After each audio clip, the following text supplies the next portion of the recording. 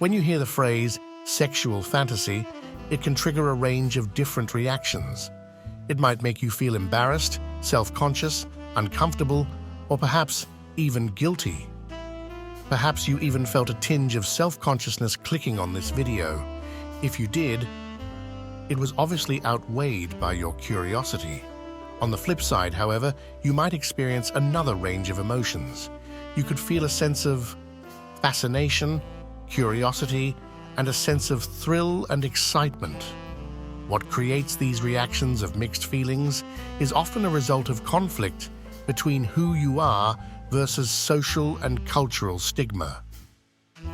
People often repress and hide their deepest desires because of fear of judgment, embarrassment, or being criticized, especially if their fantasies deviate from social norms. Upbringing and education can also be a factor. The way people are raised and educated about sexuality can play a significant role in shaping their attitudes and beliefs.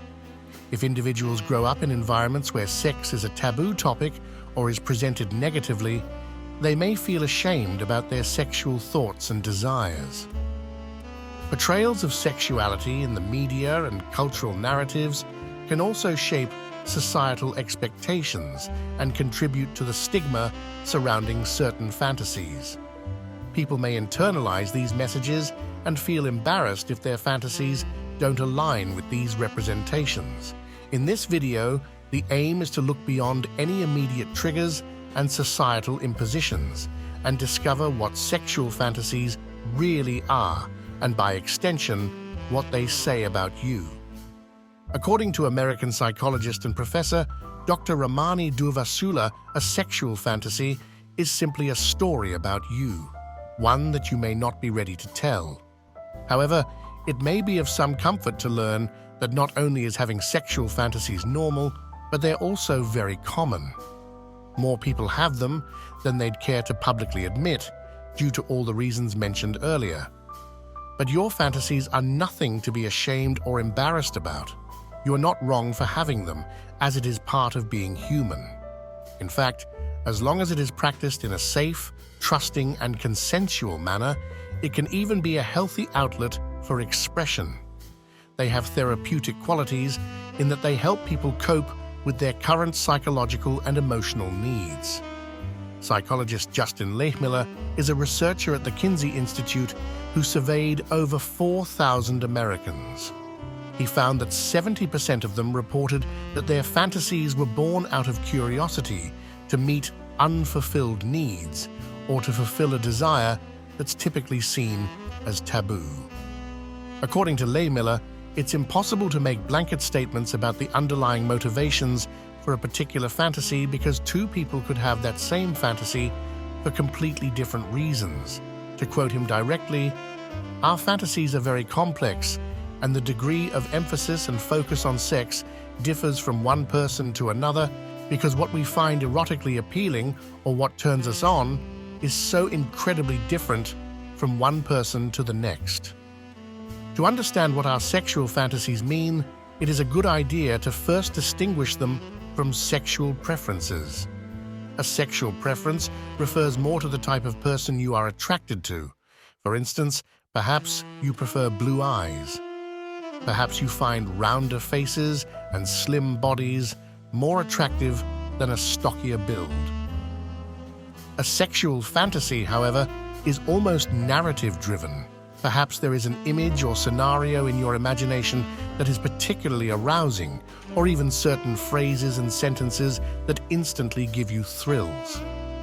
A fantasy is much more like an embedded dream. This makes sense because a common theme that Lehmiller found during his research is that people's fantasies are deeply linked to their emotional needs. They can provide a sense of intimacy, connection, or emotional satisfaction that may be lacking in a person's real-life experiences. Let's take a look at some of the most common fantasies and what they represent.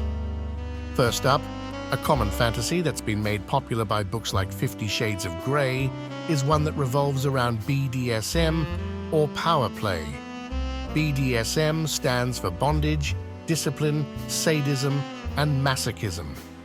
Lee Miller discovered that individuals who engaged in more fantasies related to BDSM, particularly those involving submissive and masochistic behaviors, expressed a heightened desire for approval and the need to feel wanted. By extension, these desires can stem from certain feelings that are lacking in that individual's life. For example, someone who feels a lack of control or powerless in their lives may be more prone to having fantasies of being dominant or in control of their partner. Adversely, someone who is constantly in control may want to give up control, which can be a freeing and liberating experience. Either way, they both revolve around unsatisfied desire. They can serve as a means to escape self-awareness. For instance, participating in masochistic acts, where arousal is derived from experiencing pain, can enhance mindfulness, redirecting attention to the present moment and reducing the influence of inner thoughts. This heightened mindfulness might temporarily alleviate insecurities and anxieties, allowing individuals to fully enjoy their sexual experiences without interference. Another common fantasy is non-monogamy or group sex. Group sex fantasies are linked to a desire to feel sexually competent and to be sexually irresistible. It comes out of a desire for attention and competency. This is logical because, in group sexual situations, participants frequently portrayed themselves as the focal point of attention. When multiple partners are lavishing attention on you in such a manner, it naturally evokes feelings of being highly attractive and desired. By extension, successfully pleasing or sexually satisfying multiple individuals simultaneously is likely to provide a sense of validation regarding one's sexual skills and abilities as well.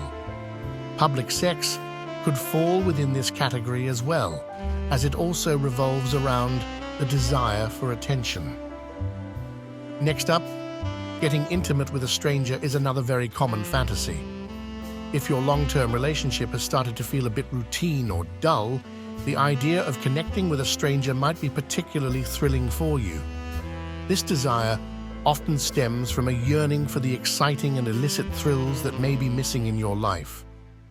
Engaging with a stranger provides the freedom to explore without fear of judgment, potentially unveiling a side of yourself perhaps more adventurous that you may not have been aware of before. While this is not an exhaustive list by any means, many individual fantasies people have are derived from the ones listed. If you have concerns or questions about your own sexual fantasies and their potential meanings, it may be helpful to discuss them with a mental health professional or a qualified sex therapist who can provide guidance and support in a non-judgmental and confidential environment. If you liked this video, don't forget to like, subscribe, and turn on that notification bell for future videos. Until next time, stay aware, stay empowered, and remember, knowledge is your greatest defense against the unseen forces that shape our world.